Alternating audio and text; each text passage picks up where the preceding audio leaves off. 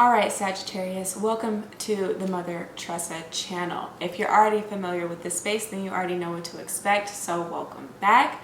But if you are new to this channel altogether and maybe even new to tarot, then welcome in. Like this video, share this with your friends and family if you know other Sagittarians in your life that may need to hear this message, and also subscribe should you want to see more of me, okay? But let's get into it. You guys have the Magician card that came out, which was the outcome card for the zodiac sign of Scorpio. Yeah, it was the outcome card for them.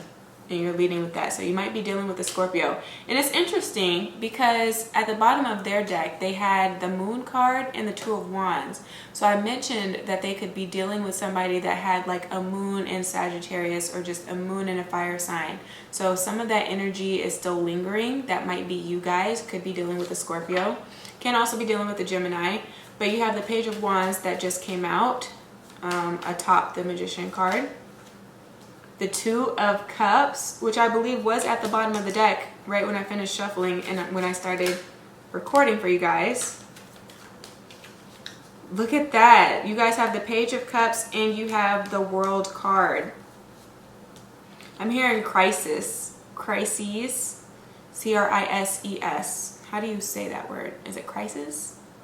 Crises. Crises. I don't know.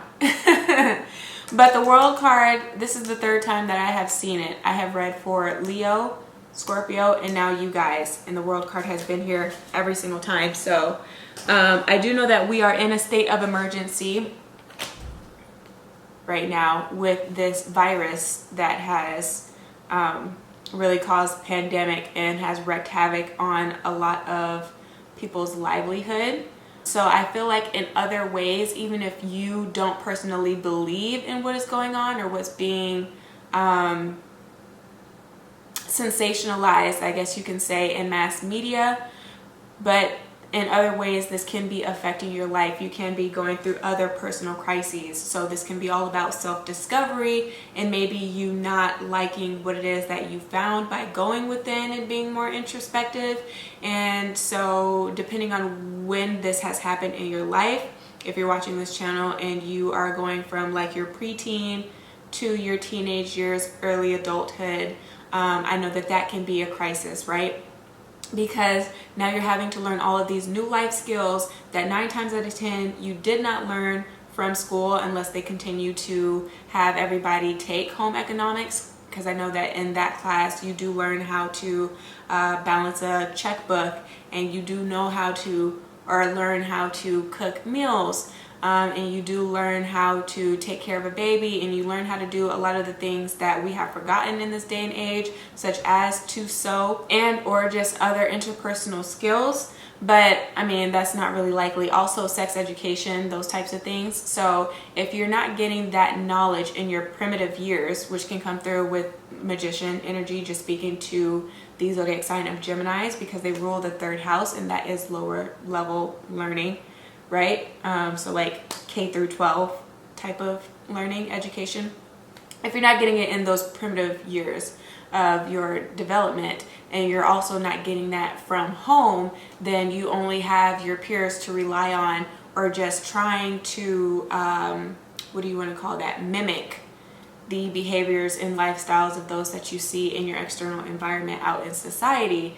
And so if you don't even know who you are yet, then you can get yourself into a lot of troubling situations, and often sometimes traumatizing situations, but you become all the better for it at the end of the day. So don't be too hard on yourself if you're going through things that are just pretty difficult right now in that stage of life. But yes, for some of you guys, you learn best by actually having to go through it. You are more hands-on than you are just visual and or auditory as a learner. And so that can cause crises. If you're going through a crisis your midlife crisis, you know, then that's a whole other thing in and of itself, because maybe you feel like you are supposed to be an overachiever and you're doing well, and maybe you serve in a sales position, or you just do something else, and you've hit a wall with that, right? You've hit the ceiling with how far you can go. And so some of you guys, you might be worrying at this time. Your emotions might be all out of whack, because you don't feel like you're being challenged anymore. And I know that that is also something that Sagittarians need. You have to constantly feel like you're striving for something, that the next thing, the next phase. So if you've hit this ceiling in your work, now it's kind of like, okay, well, do I need to look elsewhere? Am I supposed to be going somewhere else? Or you're scared because maybe you already have a family and you're working in sales again, but you actually have a strong passion for something that is a little bit more creative, but you're afraid to have that conversation with your partner because you know that the first thing to come out of their mouth will most likely be, okay, well, how are we going to live? Like, how are we going to survive? Because being a creative isn't reliable. You know what I mean? One month you can get a check for $10,000. The next month you might not make any money. You know what I mean? And so you have to really be a hustler. But if you don't have anything to show and or prove to this person, it's going to be hard for you to kind of persuade them to believe that you have that fire within you to make it work. But also, if you're in that situation with a partner, and it doesn't have to be a midlife crisis, it can be somebody that you've been dating, you're in your 20s or your 30s or whatever, and you feel like they're not truly supportive, then you have to ask yourself here, which can cause another crisis, if you're actually with the person that you're meant to be with, you know? If you feel like you can't go to them whenever you are troubled with something, because they either tell you, oh, you know, it's something small, get over it, you know, they kind of minimize what it is that you're going through or what it is that you're feeling. Here with this Two of Cups and this Page of Cups, or they blow up on you, you know, before you can even get everything all out. And so you have come to be maybe a little bit more private and or secretive with the way that you move, but that doesn't make you comfortable because you feel like you should be with somebody where you can be your complete self, where you can feel free enough to be yourself, you know? So that can be a crisis in and of itself. You have the Seven of Pentacles, the King of Wands, and the Eight of Cups. So yeah, touching on love in a loving situation, I definitely feel like there is some friction here. There are going to be some Sagittarians, hate to break it to you, but some of you guys will be breaking up in the near future. And I feel like some of this has come from Mercury stationing direct. So if you met somebody during the pre-shadow period or when Mercury was retrograde, then you were definitely in a more illusory state with this Two of Cups, Page of Cups, and the World card, because Mercury was in the zodiac sign of Pisces, which is a water sign. And they are all about fantasy and imagination, all about glamour. So the planet Mercury kind of put a glamour spell on everybody to kind of make you feel like you were definitely attracted to somebody and that you could see a future with this person. But now that, you know, Mercury has stationed direct, you're kind of just realizing that it was more of a case of the crush than it was a real love story. And so, yeah, that can be a little disheartening. And you can find yourself feeling discouraged when it comes to love. But it's just knowing how to move and when to move and how fast to go when you're trying to build a foundation and when you're trying to really connect with somebody that you want to be committed to for the long run. There are other things that you have to take into account and heavily consider, and I just don't feel like you guys have done that, but it's not your fault. Or vice versa, it's not what the other person did and they've come to realize maybe they've gone too fast and they're wanting to halt and maybe make it more of a friendship or be a little bit more social, civil, cordial than anything else.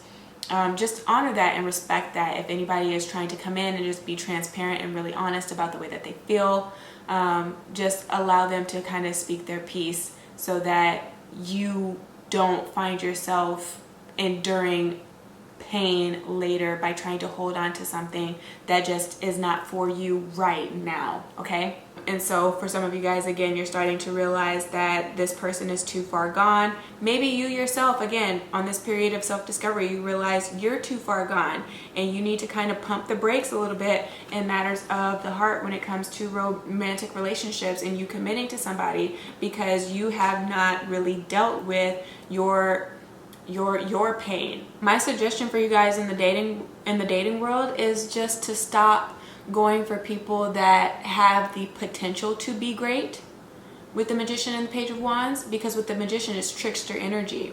So it's like, it's really a toss-up at the end of the day. You never really know how it can play out. Stop taking your chances on that and try to call in somebody that is already a little bit more stable, that already knows what it is that they want. I don't want to say a breadwinner, because for some dynamics it can come off as like, oh, this is like a gold digger or whatever, what have you. They just want to come up, or they want the easy life, they want to be lazy, stay at home mom, stay at home dad, whatever, what have you. I mean, whatever floats your boat. But with this, you definitely want to have or be with somebody that can hold down a job, you know? Every week if you're talking to somebody and they say like, oh, it just didn't work out, that wasn't the job for me, or you're constantly talking to people that are just like, oh, I'm an aspiring this or I'm an aspiring that, but they don't really have anything to show for it. They never will, because they're not actually doing anything but sitting on their ass. And then in that case, looking for a come up or somebody that they can just feed off of for the time being. So stop dealing with those types of people. I don't want to say losers, but that word did come through. So, and you need somebody that can also handle your sassy Spitfire energy, that can handle the fact that you guys can be stubborn. You're very headstrong, and you have certain convictions and beliefs. And so this person needs to be able to handle that, because I feel like for some of you guys, you've been attracting pages, you know, people on lower levels of intellect and just emotional intelligence as well. And so they may have been a little bit too timid for you in the first place, but again, you could have just wanted to bypass that for the potential, or just for the sake of knowing that you can say that you have somebody in your life, and look for somebody that you can have healthy banter with, that's not going to call you out your name with the Tower and the Page of Swords energy whenever you guys have a disagreement, or somebody that's just not gonna call you like super aggressive when you're trying to speak your mind and you're just trying to have a dialogue.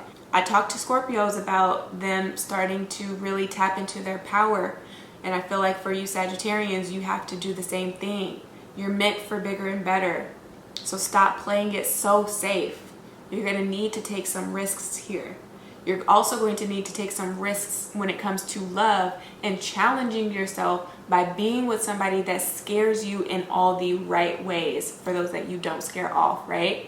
I feel like some of you guys, you're going to be meeting an earth sign. I'm seeing a lot of bull type energy here. Another earth sign or an Aries is coming into your life. And whatever it is that they do or whatever it is that they show you, it's really going to blow your freaking mind. But I'm seeing that in the best of ways. Again, they may just wake you up to who you truly are. Because I feel like for some of you guys, you've been lying a little dormant for a little too long here with this world energy. Just marinating in a gestational period, which there's nothing wrong with that.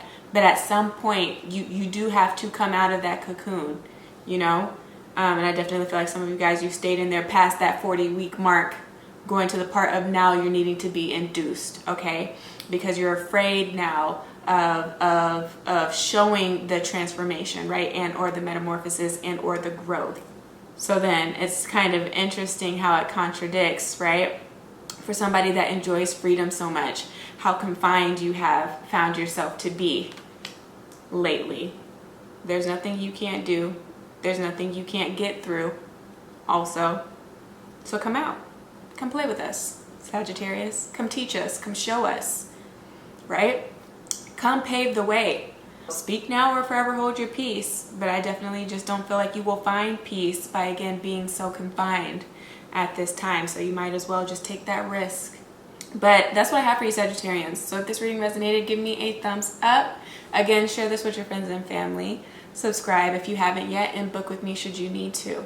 But if I don't hear from you, then please just take care of yourself and your soul until you see me again.